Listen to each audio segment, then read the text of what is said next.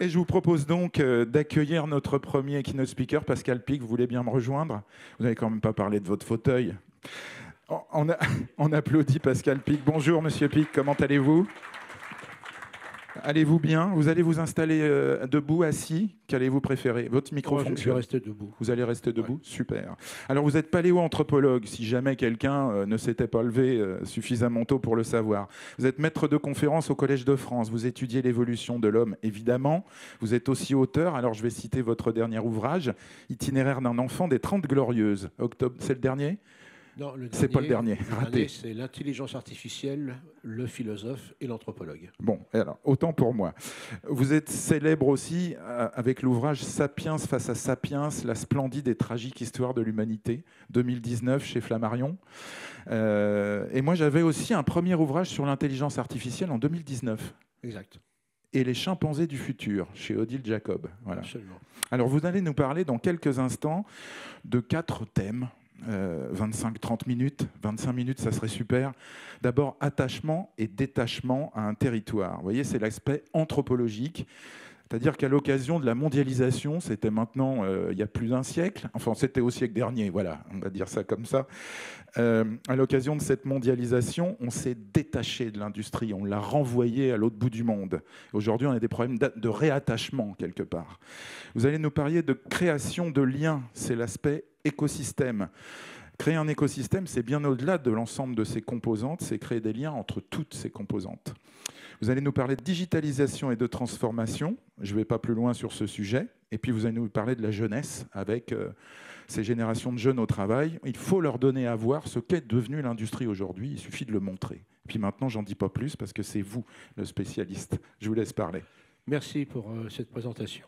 Alors, paléoanthropologue, c'est paléo ancien, anthropos l'homme, et logos les connaissances, donc l'ensemble des disciplines, et il y en a beaucoup qui s'intéressent à cette grande question, d'où venons-nous et, en l'occurrence, que devenons-nous?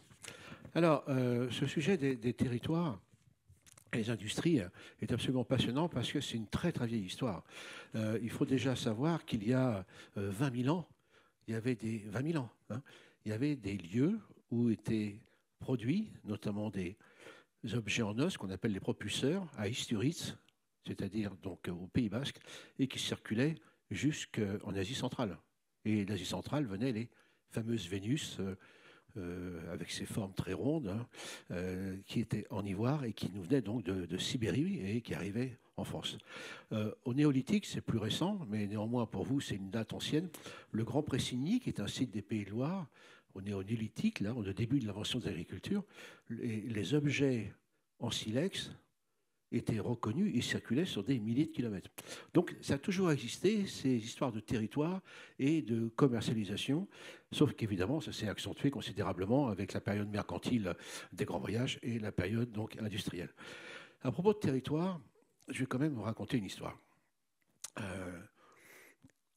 Il y a 250 ans, on est dans les années 1760, un groupe de personnages dans les Midlands, c'est-à-dire le nord-ouest de l'Angleterre, du côté de Sheffield et pas loin de Birmingham, qui à l'époque est une toute petite ville, ces gens-là se réunissent dans l'esprit des Lumières. Et en fait, il y a 3 pôles des Lumières. Il y a Paris pour la politique et la philosophie, il y a surtout Édimbourg pour l'économie et la philosophie, et le 3e pôle est industriel. Sauf que même les Anglais l'ont complètement oublié. Et nous sommes 2 Français à les avoir retrouvés, Armand Archwell, dont le nom est peut-être plus ou moins connu dans cette salle, et moi-même, indépendamment d'ailleurs. Et là, nous avons des gens qui, d'abord, sont inscrits dans cette idée de progrès, évidemment, et l'esprit des Lumières. Comment s'appelle-t-il? Je vais vous donner l'homme le plus important de la fin du XVIIIe siècle. Il s'appelle Darwin, mais le prénom n'est pas Charles, il s'appelle Erasmus. Erasmus Darwin a pour mes personnels Benjamin Franklin qui vient les voir quand il peut. Il y a Matthew Boulton, première manufacture mécanisée par les machines de Jess Watt, qui fait partie aussi de ce groupe. Il y a M. Josiah Wedgwood, la première manufacture d'objets de luxe sponsorisée par la couronne d'Angleterre et l'inventeur du marketing, Josiah Wedgwood. Et ces gens-là, en fait, vont tout simplement créer la révolution industrielle sur un territoire. D'ailleurs, Erasmus Darwin est un médecin tellement connu, il était médecin, manager, mais aussi poète. Donc là, l'écologie est présente également. Donc le côté très charmant de la campagne anglaise, bien évidemment. Et en 15 ans, ils vont construire ce que va être donc la révolution industrielle qui va donner la puissance de l'Angleterre pour 150 ans. Mais ce qui est intéressant, c'est que dès le départ, ils avaient compris les implications au niveau du territoire. D'une part, les enjeux, on ne va pas parler d'écologie, mais en tout cas, ils voient bien que mettre ces manufactures va transformer quand même les paysages. C'est intéressant d'ailleurs, parce que je pense que tout le monde a vu Le Seigneur des Anneaux, hein, Monsieur Tolkien, entre la comté et le Mordor, c'est la problématique de la campagne anglaise face à cette détérioration par les industries. C'est quelque chose qui est très profondément marqué, évidemment, dans l'histoire de l'Angleterre, et comme toute l'Europe, et notamment la France. Et derrière cela, M. Erasmus Darwin écrit un livre en 1796, pour que les jeunes femmes aient la même éducation en sciences et en techniques. Or, les dernières données que je viens de voir montrent une enquête que 74% des jeunes femmes, n'ont jamais envisagé un métier dans l'industrie. Là, nous sommes sur un problème anthropologique. Comment se fait-il que les jeunes femmes étant plus diplômées, notamment dans les bacs scientifiques, ne pensent pas aller vers les métiers de l'industrie? Là, c'est un problème de culture, c'est un problème d'anthropologie. Derrière cela, ils vont aussi militer, parce que Adam Smith fait partie du groupe également, ils vont militer contre l'esclavagisme, parce qu'ils ont compris qu'une société dans laquelle on exploite un groupe humain, c'est une société qui n'innove plus. Donc, question de diversité. Et puis, ils avaient envisagé déjà les conditions sociales, ils inventent les premières mutuelles. Je ne dis pas qu'ils sont parfaits. Mais néanmoins, 70 ans avant Karl Marx, ils avaient déjà complètement compris que les nouveaux moyens de production changeaient complètement un territoire et va changer la société. Déjà, 250 ans. Et on retrouve aujourd'hui toutes ces problématiques. C'est quand même assez fascinant de voir cela. Donc, ce que je veux vous dire, c'est que ça part d'un territoire. Nous en parlions dans l'échange de préparation. Citez-moi un exemple de très grandes entreprises qui a émergé dans une grande ville. Il n'y en a pas beaucoup. Ça part des territoires à chaque fois, la plupart du temps. Mais évidemment, il y a eu cette évolution qu'on a connue au XXe siècle, qui va conduire, évidemment, vous connaissez mieux ça que moi, à ce qu'on connaît aujourd'hui. Il y a eu donc une grande phase d'industrialisation, avec effectivement, dans les années 50-75, cette idée, donc, avec la DATAR, de disperser, de rééquilibrer dans les territoires, comme vous le savez, les zones donc, où les usines et les emplois. C'était une problématique qui était liée à l'emploi et au rééquilibrage des territoires. Le problème, c'est que cette fois, ce n'est pas du tout ce que je viens de vous raconter sur les sociétés minières. Ça part de l'État central qui disperse. Alors, il y a eu de très belles initiatives. Moi, je pense à Sofia Antipolis. Sofia Antipolis, ça ne marche pas trop mal, mais ça n'a jamais été un écosystème. Même si c'est quelqu'un, le sénateur Vasseur, si j'ai bonne mémoire, décide de... Pardon ? Lafitte, merci beaucoup. Lafitte a eu une très très belle idée, magnifique, mais je me souviens, Ernst & Young m'avait demandé de participer à une histoire pour repenser le territoire, mais voilà. Donc ce sont des entités qui fonctionnent globalement pas mal, mais il n'y a pas vraiment d'écosystème, parce que ce n'est pas partie du territoire. Donc là, nous sommes des enjeux absolument étonnants sur la compréhension de la manière dont peuvent se faire ces industries. Et qu'est-ce qui s'est passé ces dernières années ? Évidemment, il y a eu, à partir des années 70, de plus en plus de délocalisation. Et en effet, il y a des films qui expriment ça très bien. Il y a un film que j'adore là-dessus, c'est Grande Torino, dont le film de Clint Eastwood, absolument génial. On voit que cet homme qui faisait partie donc, de la classe américaine, moi j'ai vécu aux États-Unis dans les années 80, les ouvriers qui étaient encore, avant que l'industrie ne se détériore à Détroit, Chicago et compagnie, surtout Détroit d'ailleurs, avaient des salaires supérieurs aux profs d'université. Bon, on n'est pas bien payé à l'université quand même. Mais en tout cas, moi, quand je suis parti au début des années 80 aux États-Unis, les salaires des professeurs d'université ou les professeurs libérales étaient à peu près l'équivalent des cadres supérieurs. Je suis revenu 10 ans plus tard, ça avait complètement changé. Donc il y a eu des changements sociologiques absolument considérables qu'on a eu beaucoup de temps à comprendre, et sous, évidemment, cette tendance à la désindustrialisation massive. J'ai regardé les statistiques avant de venir.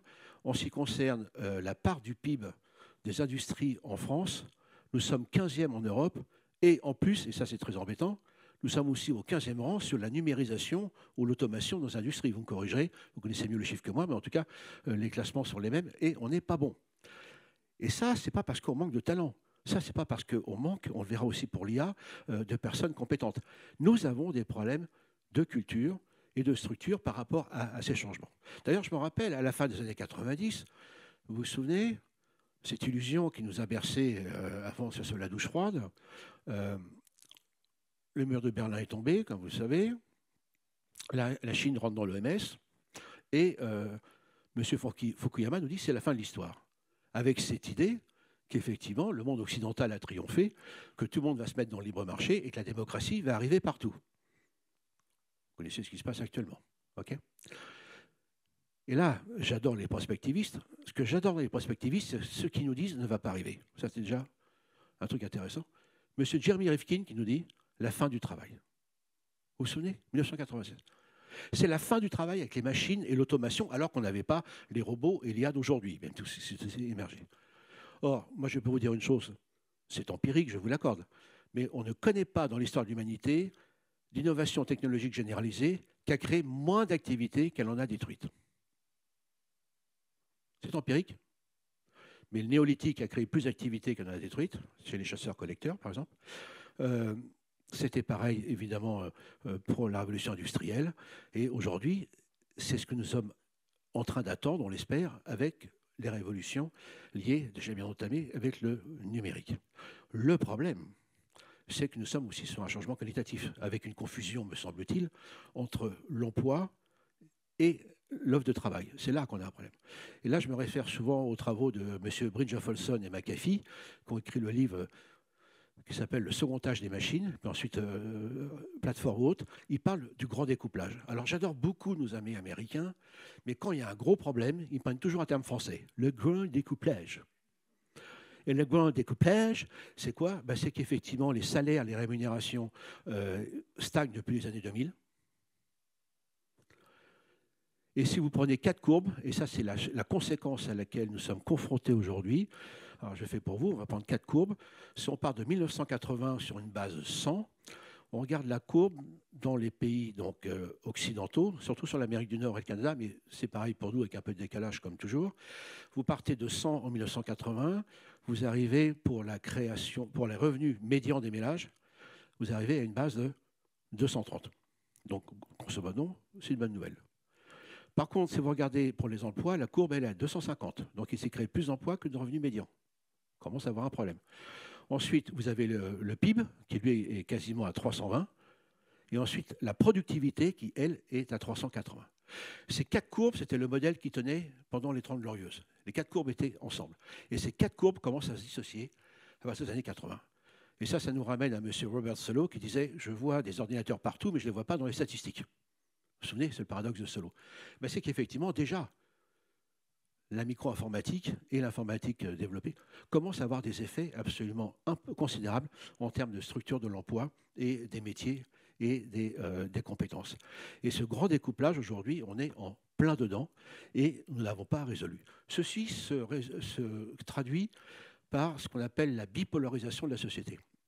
Alors ça, c'est quelque chose que j'avais déjà évoqué, je faisais des petites chroniques à l'époque pour les Échos, mais vous trouverez ça très bien expliqué pour la France dans l'excellent livre, si vous ne l'avez pas lu, il faut le lire, « La France sous nos yeux » de Jean-Laurent Cassilly et de monsieur Jérôme Fourquet. Et cette bipolarisation est la conséquence aussi de la désindustrialisation en partie. Ce qui se passe, c'est que moi, je suis d'une génération, je suis un baby boomer, ça se voit. Okay, d'ailleurs, je ne suis plus maître de conférence au Collège de France, je suis officiellement en retraite. Hein, voilà, ouais. Ça ne change rien, mais comme disait mon ami copain, ça va à la retraite? Je lui dis, oh, ça ne change rien, on est moins payé, c'est tout. Bon, et donc, alors, on a la chance d'avoir des métiers où nous, évidemment, nous ne sommes pas confrontés à ces problématiques qui vous occupent aujourd'hui. Et derrière cela, en effet, on a assisté à ce grand découplage qui correspond actuellement à la possibilité de répondre aux enjeux de ce découplage. Ça a commencé déjà en 2007. D'ailleurs, quand M. Obama veut se faire réélire, il y avait des panneaux, c'était « Save the middle classes », sauver les classes moyennes, ce qu'on voit une fois de plus dans le film Grand Torino. C'est-à-dire qu'en fait, toutes les classes moyennes des 30 Glorieuses qui ont augmenté jusqu'aux années 80 sont aujourd'hui en train de se dissocier. Et donc, ça frappe qui? Les métiers techniques. Quand j'étais jeune, à Bac plus 2, à Bac plus 3, les BTS, je vais pas le dire, les baccalauréats professionnels, tout ceci, en fait, permettait à des jeunes hommes et des jeunes femmes de rentrer dans les classes moyennes. Aujourd'hui, à Bac+5, on n'est plus garanti de rentrer dans les classes moyennes. On a une dissociation totale là, qui est extrêmement troublante et qui pose énormément de problèmes. Alors, dans cette affaire-là, effectivement, qu'a fait l'Europe occidentale, les États-Unis également, bien sûr, ça a été donc d'externaliser leurs problèmes. D'abord, les coûts sociaux sur le salaire, etc. Donc, on va tout de suite envoyer tout ça donc, dans les pays qu'on appelait émergents à l'époque. Et puis, on a aussi exporté les problèmes donc, écologiques. Voilà, les deux. Sauf que là, on n'a pas vu venir ce qui est en train de nous tomber dessus à cause d'une arrogance anthropologique. Là, je ne vais pas être très agréable, mais moi, je me souviens d'une époque quand il y avait une première ministre qui avait dit à propos des Japonais, ce sont des fourmis. Sauf qu'eux, ils étaient déjà chez Toyota avec le système Kaizen. Okay, la Chine, que les gens considèrent encore l'atelier du monde. La Chine a une industrie plus numérisée que la nôtre. La Chine va très très vite. Il y a ces paradoxes, effectivement, entre une partie atelier et autre. Je me rappelle quand M. Mittal arrive en France pour acquérir ArcelorMittal, vous vous souvenez ce qui a été dit? C'est quoi ce ferrailleur, cet Indien? Et moi, je me souviens, entre les deux confinements, les seules deux industries de la sidérurgie qui sont numérisées, c'est ArcelorMittal et le groupe Tata, indépendamment des problèmes qu'on connaît actuellement, comme vous le savez. Mais en tout cas, oui. Donc, je veux dire par là, dans le monde d'aujourd'hui dans lequel on est, si on a une arrogance qui est liée à notre histoire, c'est vrai qu'on a dominé le monde pendant 4 ou 5 siècles, on ne voit pas arriver les autres territoires, on ne voit pas arriver les autres. Et aujourd'hui, on est confronté à un énorme problème. On l'a vu avec la Covid. Effectivement, la mondialisation heureuse nous laissait croire qu'on allait voir un écosystème au niveau planétaire dans lequel nous serions dans les services ou autres, et qu'effectivement les productions et les problèmes seraient ailleurs. Et ça nous revient en pleine figure à l'heure actuelle. Donc on était rentré en fait dans un processus depuis la société lunaire qu'on appelle l'anthropologie de détachement. De plus en plus, on a envoyé au loin les problématiques qui étaient celles de nos territoires, à la fois sociales et à la fois sur le plan écologique. Alors, on a tenté de répondre en partie avec ça, parce que quand ça se passe au loin, c'est un peu plus difficile d'en avoir conscience et d'en être sensible et d'agir. Il y a quand même le modèle de ce qu'on appelle le commerce équitable. Mais ceci dit, c'est une petite goutte d'eau dans tout ça. Mais en tout cas, il y a quand même des actions desquelles on peut s'inspirer. Mais grosso modo, ça implique quoi, cette affaire-là, pour nos industries? Parce que industrie et territoire, moi je suis un petit peu étonné du titre, du nom que l'on entend dans les médias, enfin du terme utilisé, c'est relocalisation. Ce ne sont pas des relocalisations, ce sont des créations sur nos territoires. On ne va pas ramener ce qu'on a expédié ailleurs. Et dans les stratégies adaptatives, on a 2 typologies dans l'évolution. Il y a ce qu'on appelle les stratégies K, stratégies R. Alors ça, ce sont des équations, je les ai moi-même oubliées, mais ce sont des repères. Les stratégies R, ce sont des stratégies quantitatives. Ce sont des espèces comme les rongeurs et leurs prédateurs, comme les chats ou les renards, etc., chez lesquels les femelles mettent au monde beaucoup de petits, très immatures. Hein, vous avez déjà vu un petit souriceau, un petit chaton, c'est quasiment c'est un fœtus par rapport à ce que nous connaissons, c'est des espèces de grande taille comme les nôtres. Et après ça, donc, il y a un faible investissement et le petit se reproduit très vite. Ça, c'est les stratégies quantitatives. C'est celles-là qu'on a exportées et c'est celles-là qui nous reviennent avec les problématiques qu'on connaît aujourd'hui, parce qu'effectivement, ça se passe au loin, on ne le voit pas. Typiquement, c'est l'histoire aujourd'hui du textile low cost qui nous coûte extrêmement cher, comme vous le savez, avec toutes les problématiques que vous connaissez aujourd'hui sur la taxation des petits colis, à moins de 8 €, etc., mais qui ont un impact écologique absolument terrifiant et aussi un impact social terrifiant sur les conditions de travail qu'il y a chez les personnes, les femmes et les enfants, et aussi des hommes, bien sûr, qui travaillent là-dessus. Sauf que c'est distancié. Et ça nous pose énormément de problèmes aujourd'hui en termes d'écologie, en termes de commerce, et comment essayer de repenser tout cela. Ça, c'est la première chose. Les stratégies K, c'est autre chose. C'est les grosses bêtes comme nous, hein, un seul petit à chaque gestation, parfois des jumeaux, mais rarement. Longue gestation, le sevrage est tardif, longue espérance de vie, taux de reproduction très lent, donc stratégie hautement qualitative. Or, soyons trop clairs, on ne va pas réimporter les stratégies R qu'on a exportées dans les années 90, début 2000. Aujourd'hui, c'est même pas, on va réimporter en partie, mais en fait, vous connaissez mieux que moi, tout ce qui est lié aujourd'hui a beaucoup de plus-values et puis des approches extrêmement complexes sur les nouveaux modes de production qui impliquent l'automatisation, pardon, qui implique évidemment la robotisation, parce que là ça va être très vite, qui implique évidemment les intelligences artificielles et évidemment on parle aujourd'hui de plus en plus de métiers hybrides. Car soyons clairs, je ne sais pas si vous connaissez le terme, mais on parle de plus en plus d'usines noires. L'usine noire, c'est celle qu'on voit un petit peu dans Terminator, dans le premier opus. Ça veut dire quoi? Des usines dans lesquelles il n'y a pas de lumière. Pourquoi? Parce qu'il n'y a pas de personne, il y a personne dedans. Tout est automatisé, il y a des robots. Pendant la crise de la Covid, les usines de Wuhan ont continué à tourner, parce que tout déjà était numérisé, automatisé ou autre. Donc très clairement, effectivement, ça veut dire quoi? Que ce ne sont pas les métiers qui sont partis, ce ne sont pas ceux qui vont revenir, on ne va plus retrouver la classe ouvrière. Qu'on apprécie ou pas cette affaire-là. Voilà. Alors comment ça va se passer sur les territoires? Ça, c'est le vrai problème. Et ce qui est intéressant, c'est de regarder ce qui s'est passé, me semble-t-il, avec le télétravail. Donc la Covid, évidemment, a montré les déficiences de notre système comme ça mondialisé, la mondialisation heureuse qui s'est révélée un boomerang pour nous. Mais ça veut dire quoi? Si on regarde les statistiques, quelles sont les personnes qui sont les plus éligibles pour le télétravail? Bon, ça dépend des professions, bien sûr, mais on s'aperçoit que, par exemple, pour les cadres, notamment dans l'assurance, dans la banque, ou tout ce qui est conseil, etc., ça peut être jusqu'à 60% des tâches. Okay. Mais en fait, on s'aperçoit que dans les faits, il y a environ 25 personnes qui font du télétravail. J'ai encore vu une statistique récente, ça m'a semblé assez peu. Nous sommes un pays qui est assez en retard sur ces questions-là par rapport aux pays qui sont autour de nous sur le télétravail. Et pourquoi? Il y a une exposition en ce moment sur le management. Nous sommes très napoléoniens. Nous sommes toujours dans un management très top-bottom. Et ça, il va falloir changer parce que les femmes apprécient de moins en moins et la génération Z, pas du tout. Okay. Donc là, on a des problèmes d'anthropologie et de rapport à la diversité, au travail et au management. La chose étant, que j'ai regardé pour les métiers dits ouvriers techniciens, évidemment, télétravail, on dit qu'il n'y en a pas. Oui, mais effectivement, il y a les métiers qui sont in situ, qui demandent de la présence, mais les métiers aujourd'hui qui interviennent autour des industries et dans les industries, c'est des métiers qui sont plus stratégiques que stratégie R et qui impliquent évidemment des diplômes ou autres. Alors ça veut dire quoi pour les territoires? C'est quand même assez sympa de regarder un petit peu ce qui s'est passé pour les classes moyennes ou diplômées. En fait, ça touche essentiellement les personnes diplômées qui savent parler anglais, qui sont à l'aise avec le numérique ou autres, et ce sont celles-là évidemment qui vont trouver certainement un avantage dans les territoires, surtout pour les familles avec de jeunes enfants, avec la qualité de vie sur place ou autre. Oui, mais à condition qu'il y ait une qualité de vie sur place. Ça nécessite effectivement des infrastructures solides en ce qui concerne les réseaux, mais aussi un réseau ferroviaire.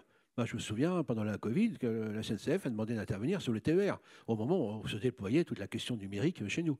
Les deux sont complètement liés. Parce que ce qu'avaient très bien vu les gens de la Société lunaire, c'est à chaque fois ça se passe comme ça, c'est avec des conséquences structurelles extrêmement importantes. La vraie problématique maintenant, est-ce qu'on est capable sur les territoires de retrouver un petit peu cette logique qui était celle de la Société lunaire? Parce que, évidemment, il faut que ça émerge des territoires. Et comment mettre en place effectivement les talents sur place? Parce qu'il est évident que même si les villes sont reliées par TGV ou autres, on reste toujours dans des volontés d'être assez proche des métropoles. Mais dans tout cela, c'est une nouvelle façon de travailler avec la numérisation, l'automation, etc. Implique néanmoins que si des personnes veulent aller sur les territoires, qu'elles puissent effectivement avoir les écoles, les loisirs, et puis aussi, il faut de la culture. S'il n'y a pas d'activité culturelle sur place, et là, ça veut dire que les industries des territoires, c'est une réflexion extrêmement élaborée qui implique évidemment les industries, mais qui implique bien sûr toutes les communautés locales et sur place, et les volontés au niveau commune, communauté de communes, départements et régions. Et ça, évidemment, ça devient un petit peu plus compliqué, mais ça peut se faire. Et tout à l'heure, vous évoquiez, monsieur, pourquoi il y a des territoires où ça marche ou pas. Effectivement, d'ailleurs, c'est marrant parce qu'on n'entend jamais parler du territoire de Belfort. Ça marche bien là-bas, le territoire de Belfort, sur les industries. C'est quand même intéressant. Mais ce sont des questions d'anthropologie. Donc, je ne sais pas quelle est la part des sciences humaines dans vos travaux qui est impliquée dans tout cela, mais il y aurait un intérêt, me semble-t-il, si ce n'est pas fait, pardonnez-moi si c'est déjà fait, de regarder ces aspects anthropologiques et historiques de chaque région. Les choses n'émergent pas complètement de manière spontanée. Voilà. Donc, il y a toujours quelque chose à rechercher. Vous savez, dans l'évolution, rien ne se crée de manière spontanée. Il y a toujours quelque chose à aller chercher donc, dans le fond culturel. Maintenant, en ce qui concerne les générations Z, ça c'est intéressant, ils représentent déjà 30% en effet des emplois aujourd'hui, si j'ai les bonnes statistiques. Et la génération Z, ce n'est pas la mienne. Okay, ils ont une attention très particulière entre l'équilibre vie privée et vie professionnelle, donc ce qui veut dire un environnement autour d'eux sur le territoire qui doit être absolument stimulant. Et puis, ils sont toujours, vous le savez, on sait maintenant depuis 10 ans, à la recherche effectivement d'entreprises qui ont un sens. C'est-à-dire leur rapport au développement durable, leur rapport à la RSE, le rapport, aujourd'hui on parle de RSTE, responsabilité sociale, environnementale, technologique et environnementale. Parce que ces technologies, évidemment, impliquent évidemment des transformations importantes sur le travail, sur les nouvelles approches hybrides des métiers ou autres. Et ça, c'est une opportunité importante. Alors comment se fait-il qu'on soit en retard encore sur l'IA ? On a pris 1 an de retard en 2 ans depuis ChatGPT, il faut quand même le faire. Parce que je vais vous le dire très clairement, c'est pour ça que j'ai fait ce livre, L'intelligence artificielle, le philosophe et l'anthropologue. Notre problème chez nous, ce n'est pas l'école de mathématiques, ce n'est pas nos chercheurs. On dit tout le temps qu'ils sont parmi les meilleurs du monde. Oui, ils sont excellents. Sauf qu'on a un problème de structure. Qu'est-ce que vous entendez dans les débats sur l'IA aujourd'hui? Soit elle n'existe pas, franchement, ok, au sens cartésien, elle n'existe pas, je suis d'accord. Mais oui, elle est là. Et ceux qui vous disent, ça va nous remplacer. Mais non, ça ne va pas nous remplacer. Ça va modifier les tâches ou autres. Donc on est dans un débat complètement polarisé entre ça n'existe pas et ça va nous remplacer, qui est complètement contre-productif et qui ne permet pas de comprendre exactement ce qui se passe. Et je pense que dans cette salle, tiens, on va faire le test, qui utilise une ou des intelligences artificielles? Ah ben ça fait plaisir, parce qu'il y a encore quelques années, il y en avait 1/10 qui levait la main en disant « Ouais, mais je n'ai pas fait exprès ». Donc vous vous rendez compte, c'est incroyable, alors que plutôt se dire « Ouais, ok, j'utilise, c'est un outil extraordinaire ». Donc on a un problème culturel par rapport à ça.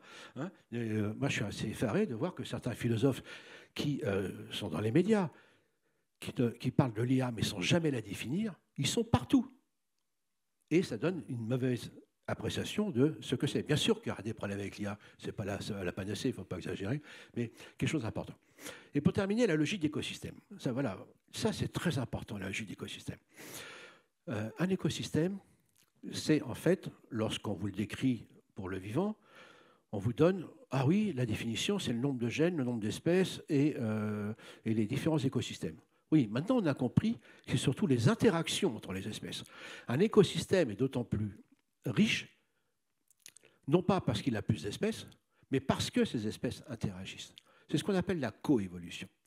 Et ça, le vrai enjeu, si vous voulez, des écosystèmes, c'est comment faire en sorte qu'une industrie ou plusieurs industries arrivent, vont créer autour d'elle un tissu ou s'inscrire dans des tissus déjà existants et mettre en place des relations en fait, d'interdépendance.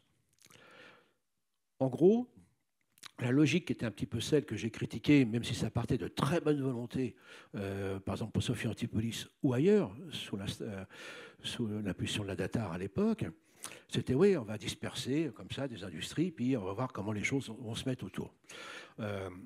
Et là, ça n'a pas toujours bien fonctionné parce que ça dépend aussi des territoires, de leur histoire et de ce qu'il y avait déjà auparavant. Derrière cela, la logique d'écosystème, elle, fait qu'une entité entretient des relations avec les autres et vous avez de l'entraide. Et il y a 2 ans, j'étais invité en Occitanie pour parler de ces questions-là, et c'était très intéressant. Il y avait d'un côté les personnes que vous représentez, donc les industries, les gens qui produisaient, et il y avait une table ronde, et ils évoquaient donc des problèmes qu'ils avaient dans la région, sur certains services qu'ils attendraient, des collectivités locales, etc. Donc, nous interpellons les personnes qui nous avaient invités des collectivités locales, et une personne dit « Ah oui, mais on ne sait pas si c'est rentable ». Et c'est là que je suis intervenu, j'ai dit, écoutez, c'est peut-être pas la question, que ça soit rentable, bien sûr. Mais dans un écosystème, on ne demande pas que toutes les entités soient rentables. Ce qui est important, c'est que toutes les entités produisent des services qui font qu'on a une meilleure résilience, une meilleure innovation au niveau global. Donc c'est très important au niveau d'un territoire de regarder les choses au niveau global. Et quand vous êtes dans un écosystème, même si votre concurrent de l'autre côté de la rue qui vous oblige à innover et à bouger disparaît, au départ, vous pouvez vous réjouir. Mais pas trop longtemps, parce que ça veut dire, est-ce que c'est parce qu'ils ont mal fait les choses ou parce que c'est le marché et l'environnement qui sont en train de changer? Et il vaut mieux, en fait, comme dit mon ami Boris Cyrulnik, vivre avec ses compétiteurs, parce que ça nous oblige à bouger. Derrière cela, vous voyez, la logique des territoires, c'est celle-ci. C'est être capable, avec le tissu des industries, des entreprises, des services et les collectivités locales, de construire ces éléments d'interaction extrêmement élaborés qui vont extrêmement vite. Hein, ça se fait très vite par rapport à ça. Et je vous raconte un exemple. On m'avait invité en Alsace sur l'innovation. Et il y avait d'un côté de la rue une fonderie, de l'autre côté de la rue, il y avait une menuiserie. Alors ils discutent comme ça autour de la RSE, donc de l'écologie également. Il y en a, il dit « Ah, mais je ne sais pas quoi faire d'une partie de ma fonte ». Et l'autre, il dit « Je ne sais pas quoi faire d'une partie de mes sûres ». Ils se sont mis d'accord, ils ont créé en fait une ligne absolument design et superbe de mobilier urbain. Parce que, comme dans l'esprit des Lumières de la Société lunaire, ils étaient en fait inscrits dans une vision commune du territoire, en tout cas de ce qu'ils pourraient faire également. Donc voilà ces enjeux aujourd'hui territoriaux au niveau des écosystèmes. Le vrai enjeu, effectivement, c'est comment ces politiques locales sont capables, en effet, d'aller rechercher ces infrastructures. Et puis surtout, effectivement, ces problématiques de territoire, surtout qu'on a la chance en France. Hein, vous savez, on a une chance quand même extraordinaire en France et en Europe, c'est que nous avons un tissu urbain qui est encore tout à fait humain. On n'a pas des mégalopoles comme on connaît en Amérique du Nord, en Amérique du Sud, bien sûr en Chine, etc. Et donc on a toujours cet avantage d'avoir des villes moyennes, mais il n'y a pas que les villes moyennes où ça peut se faire. Alors il se trouve, pour conclure, que moi je suis venu vous voir depuis la Bretagne, et j'habite à la Gacilly. Alors ça vous dit quelque chose peut-être, la Gacilly? Yves Rocher. C'est Yves Rocher. Et Yves Rocher, en fait, monsieur Yves Rocher était d'une famille de chapeliers. Vous voyez, donc, vous imaginez ce que c'était la Gacilly il y a 50 ans, où il y avait un chapelier et 30 cafés dans la ville. C'est en Bretagne. Hein. Et vous avez vu, alors on sait qu'ils sont un peu en difficulté en ce moment, mais ce qui est intéressant, c'est que j'ai regardé, je connais un petit peu Jacques Rocher aussi, on voit comment cette entreprise a complètement structuré un territoire, à la fois par les industries et culturellement, puisque vous avez, ça vient d'ouvrir, le Festival international donc, de photographie de plein air, pour parler à un photographe. Voilà. Et tout ceci montre qu'effectivement, Yves Rocher a traversé des difficultés, comme beaucoup d'entreprises, parce qu'il avait un marché sur la Russie, ça leur a été reproché, etc. Mais en tout cas, ce qui est intéressant, c'est qu'ils repartent sur leur territoire, et on espère que, comme pour les autres industries, ils vont se redéployer. Et là, c'est intéressant, parce que c'est un vrai modèle. Gacilly, c'était qu'un bled il y a 50 ans. Aujourd'hui, c'est un lieu absolument... Alors, je fais ma petite pub. Si vous venez à la Gacilly cet été, il y a un théâtre équestre où je raconte l'histoire de la Société lunaire et à cheval. Donc, c'est le théâtre équestre de Bretagne. Donc, venez, ça fera très plaisir. Mais en tout cas, je me permets de donner cet exemple, non pas pour parler de ce que je fais, que j'adore évidemment, mais je crois que là, j'ai la chance, par rapport à la demande qui m'a été faite aujourd'hui, d'avoir deux exemples qui me semblent très, très instructifs, qui c'est historiquement la Société lunaire qu'on va mettre en scène, et aussi donc, ce qui s'est passé à Yves Rocher ou ailleurs, qui montre effectivement... Bien sûr, il est important, je comprends tout à fait tout ce que vous faites, c'est très important au niveau national, toutes ces enquêtes, ces stimulations, mais le point très important, c'est, comme vous l'avez dit monsieur, c'est regarder ce qu'il y a dans ces territoires en termes d'humain, de qualité et de culture, et c'est de là qu'effectivement on peut espérer des socles solides pour les industries de nos territoires. Merci Pascal Pic.